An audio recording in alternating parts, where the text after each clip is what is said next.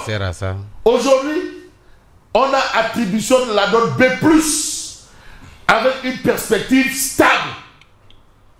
Classement économique francophone, mais la Guinée-Conakry, madame, si pour mieux expliquer, Guinée-Sékou Touré, pour mieux expliquer, la Guinée-Sékou Touré dépasse le Sénégal. La Guinée-Sékou Touré dépasse le Sénégal de Senghor. Voilà. Une vieille adversité. Hein. Oui. Il y avait un chroniqueur là dont le nom. Ouais. Ça me reviendra. Selon les informations de Jeux d'Afrique, la Guinée a officiellement surpassé le Sénégal en termes de produit intérieur brut. Oui. Ah, parce que aussi le problème c'est le PIB. PIB, si oui. aujourd'hui, comment ça s'appelle cette entreprise là, hein, qui a dit que vraiment ça ne va pas. L'État me doit 19 milliards, 15. CDE. Oui. Et à la ramasse. Les zones d'affaires sont à la ramasse. Ou à la ramasse, ou au paquetas. C'est-à-dire, il y en a qui sont à la ramasse, d'autres qu'on a ramassé et envoyé là-bas. En mode paquetas. C'est ça, hein? Et c'est vraiment dommage. Voilà, on a en Guinée-Conakry, en termes de PIB, la Guinée-Conakry dépasse le Sénégal. La Guinée qui est évaluée à, je pense, 52%. Ah. Mais c'est à la suite d'un rebasing de son économie. Un processus entamé en 2017. Devenant la deuxième économie d'Afrique francophone après la Côte d'Ivoire.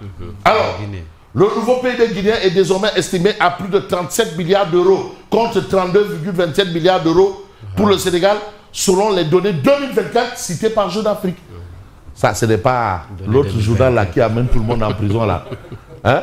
Afrique confidentielle. C'est pas confidentiel. Confidentiel du confidentiel. Oui, du confidentiel là. De l'air. Hein? Parce que Ibra italien, avec du confidentiel. Alors, combat démocratique face au régime. On parle de combat démocratique. Démocratie. Liberté de ton. Liberté d'expression. Liberté d'aller et de venir, c'est la démocratie. Demos kratos, c'est un droit de l'homme. Là, on rentre dans le cadre des droits de l'homme, la démocratie. Et aujourd'hui, on a Tribune qui nous dit la société civile, activistes et autres, rappellent à l'ordre Sonko et Diomaye. Un rappel à l'ordre. Bon, est-ce que ça sous-entend que ces derniers sont dans le désordre? Nous ne sommes pas dans le débat des turfistes. Ils sont dans le désordre. Dans le désordre indescriptible même. Le toy-bouille. Le toy-bouille. Ils sont dans l'incompétence notoire. Wow. Notable. Notifié. Et notarié. Articulé à l'inculture incurable. Non. Incompétence notoire, notable, notifié, notarié, articulé, à l'inculture, incurable. 7. Et le chiffre 7, quand même, dans l'islam, on sait ce que c'est. Bon, société civile, activiste, rappelle alors Sonko et Diomaye. Out, s'il vous plaît. Out. Parce qu'on a beaucoup de choses à nous dire. Out. Si on peut être en out. Voilà. Si je peux être nous pouvons être en out. Voilà. Bismillah. Aïe. Dans la gamme. Hein? Bismillah. De toutes les façons, la situation est ainsi faite. La société civile activiste rappelle à l'ordre Sonko et Diomaye. Ça, c'est ce que révèle bien entendu Tribune. Mais on reste avec le journal du groupe des médias. Pourquoi faire? Eh bien, pour parler de plan de redressement économique. Espérons que ce ne soit pas la théorie du Narbundaou. Parce qu'on connaît c'est quoi la théorie du Narbundaou. S'il vous plaît, la théorie du Narbundaou. Mais c'est un débat qui a été soulevé il y a des mois. Sous le ministère d'Abdourahmane Diouf, vous vous en souvenez? Voilà. S'il vous plaît, Voilà. La députée Amidia de PASTEF demande la réduction des bourses des étudiants. Bon, c'est-à-dire caisse noire, caisse bleue, caisse violette, caisse marron, caisse kaki, caisse chocolat. C'est pas là-bas le débat. N'est-ce pas, Yacine? Non, caisse chocolat. Et les véhicules à 50 millions. Les véhicules à 50 millions, tout ça là, c'est pas là-bas. C'est la bourse des étudiants. Faut le mirmine. Faut le mouroubi khoyom khoyom. Faut le mouroubi. C'est une représentante du peuple. au suffrage universel. Je ne sais pas si elle était dans la liste proportionnelle ou majoritaire. De toutes les façons, elle est députée. waaw moom fan la teg ni dañoo war a wàññi bourse. Fan la ko wala fan où est-ce que comment qu'est-ce qui motive cette réaction? La députée Amiga, son nom est connu. De Pastef, son parti est connu. Demande la réduction des bourses des étudiants. Voilà. Donc, réduction des salaires des DGEC, DD, avantage DGEC, DD, réduction des va-et-vient de l'avion de commandement avec DD. C'est privé. Réduction des... Non, tu sais, le protocole, vous savez combien ça coûte aux contribuables? Le protocole. C'est-à-dire, le protocole, il ne faut pas voir que le chef du protocole. C'est quand il y a un mouvement. Le Premier ministre se déplace, le président se déplace, ou le ministre se déplace. C'est ça le protocole. Les gens ils pensent que le protocole c'est seulement le qui asseyez-vous là, prenez un bic. Non, les véhicules là, les gendarmes, tout ce monde là, les cuisiniers parfois, il y en a qui amènent leur cuistot. Il y a n'importe quel type de véhicule. Il y a la suiveuse du président. Tout ça c'est le protocole. L'autre véhicule qui accompagne le véhicule. Mais ça c'est pas important, c'est la bourse des étudiants. Donc les étudiants qui viennent de Wakunguna, de Mbedekhoun, ceux qui viennent du Kassa là-bas, du Foyi, ceux qui viennent de Thiès, quartier Aiglon. Ou bien ceux qui viennent de Mbour 4. Voilà. Maintenant, il y a Mbour 4. Voilà, Mbour 4. Ceux qui viennent de... Voilà. La situation est là. Mais là où on va peut-être évoquer l'actualité, c'est probablement ce que nous livre l'AS. Libération des prisonniers. Donc, le but de la manœuvre est clair. Cette manifestation, c'est pour la libération des prisonniers politiques et s'attaque aux atteintes des libertés. Prisonniers politiques, liberté. Dans une démocratie, c'est pas bon. C'est ce qu'on appelle l'autre, la démocratie du plus fort. Quelqu'un l'a même chanté. Qui n'est pas toujours la meilleure. N'est pas toujours la meilleure. Alpha Blondy. Ça se passe comme ça. Voilà. Ça, c'est la démocratie du plus fort. Il y a la démocratie du plus fort, hein. Alors, la rue rappelle Sonko Diomaye à l'ordre. Mais le mot à l'ordre, est-ce qu'ils sont dans le désordre là? Moi, rappel à l'ordre. En tout cas, c'est peut-être pour rimer avec l'organisation de la société civile qui a organisé la manifestation. Donc, c'est le titre de l'As quotidien. Mais on va s'intéresser à un autre journal qui fait justement de cette actualité ses choux gras. Pour une expression bien consacrée.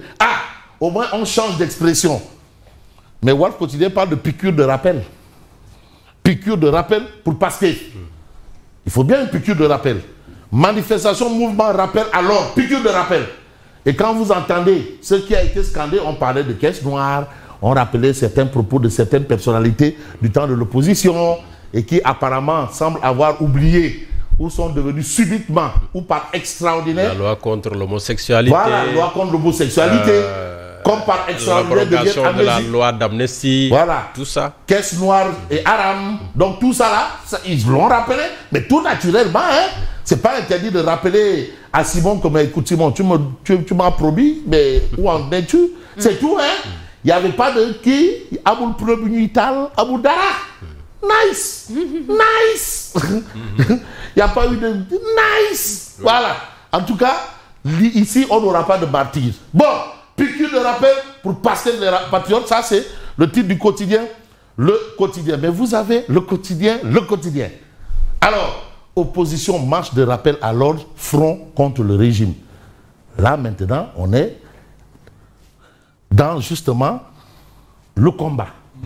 Quand tu dis front, c'est qu'il y a un combat. Mais il y a plusieurs types de combats. En démocratie, la démocratie, elle se fait avec la tête et non les autres parties du corps. Voilà, combat avec la matière grise. Les opposants et la société civile demandent la libération des détenus politiques et dénoncent les restrictions de liberté. Donc le but de la manœuvre est clair. Le but de la manœuvre est clair en ce sens. Mais pour prendre les choses dans le bon ou dans le mauvais sens, vous avez le peuple quotidien. Mais pas de marée humaine, ras de marée. Voilà, marée humaine, razzia. Mais il raconte des histoires. Mobilisation monstrueuse. Hein? Il n'y a pas eu marée humaine. Ah, il y a une marée humaine, non, non. J'ai cru que c'est le contraire qu'on a. Non, marée humaine. Marée humaine. Oui. Razzia, ras de marée. Oui. Foule. Oui. Monstre. Oui, bien sûr. Non, mais tu vas avoir des gens qui disent oui. Mais en même pas 2 ans, Il y a un Waly Diouf Bodian qui...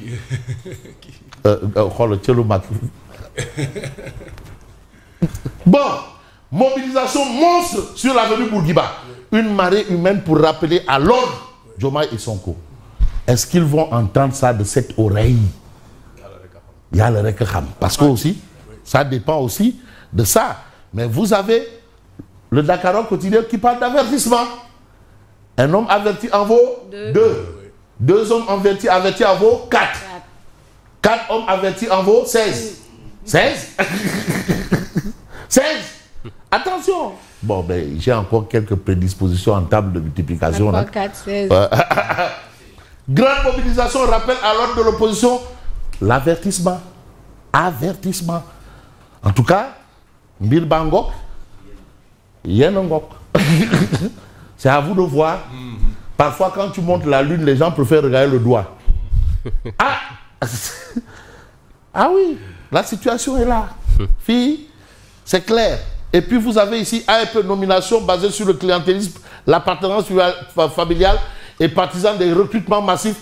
Il y a aussi le SAMES qui dit non. Non à ce que le SAMES évoque comme question. Mais vous avez ici enquête sur le fiasco de la tribune, les dessous explosifs du marché du stade de Grand Yoff. Il n'y a que des dessous explosifs. Comment le scandale a éclaté au grand jour grâce à une plainte déposée le 17 mai 2027 auprès de la brigade de recherche de FEDERB. Ça, ce sont des faits. Notation S and Power. La Guinée, deuxième économie devant le Sénégal. Eux, ils notent le vrai du faux. La bataille pour la suprématie économique ouest-africaine analysée par des spécialistes. C'est une bataille. C'est important. Il faut attirer les investisseurs. Et ici, vous avez enquête Parti socialiste, le naufrage sans fin. Mais en fin de compte, on retient l'information de Réumi Sport. Élection Fédération sénégalaise de football, suite et pas fin. C'est pas encore terminé. Madi Touré a saisi le TAS. Voilà encore la situation, c'est pas encore fini. Bon, nous on va en finir peut-être avec Source A. Vous avez mobilisation triple XL d'acteurs politiques et de la société civile. Rappel à l'ordre au tandem. Rappel à l'ordre. Caravane nationale Base Aïda Mbodj et la DECA 107 millions de francs CFA pour 64 GIE à Thiès. À Thiès. 630 emplois projetés. Mais avant qu'on en arrive à ça, je ne sais pas si Odia est dans la place. Bien sûr, vous avez ici Odia. La situation est qu'on parle de liberté de critiquer, non à la hausse des prix. Donc c'est un peu devant le siège du gouvernement. Devant le siège du gouvernement. Vous avez éducation pour tous, meilleurs soins de santé pour tous, hôpital. Mais il y a plus de monde là où on conteste et moins de monde qui ont accès aux raisons pour lesquelles ces gens sont en train de contester. C'est un peu une image Odia est dans l'idéal ce matin. Ouais, et tu sais, Odia, il vous dit quoi? Que des gens puissent même manifester devant le siège du gouvernement. Du gouvernement, ouais. Ils sont là et en face, il y a presque personne. L'accueil qu'il faut dans les structures sanitaires. Ouais. La rentrée des classes de l'autre côté avec les enfants. Mais il y a les éboueurs au fond. Les éboueurs qui font également le travail. Ouais. Il est vraiment dans l'idéal. Ah, vraiment, Odia est dans ce qu'on appelle l'idéal. Et c'est important de faire un peu le point sur l'actualité. Odia qui parle d'état taxe. Moi, j'en ai fini et je vous dis bonne continuation et bon week-end. Merci beaucoup, Lucien. Bonjour à vous. Bonjour Pierre-Simon Faye. Bonjour Thierno Diop. Bonjour à Mamben Ndiaye. Et bonjour aux hommes de l'ombre. Nous passons tout de suite au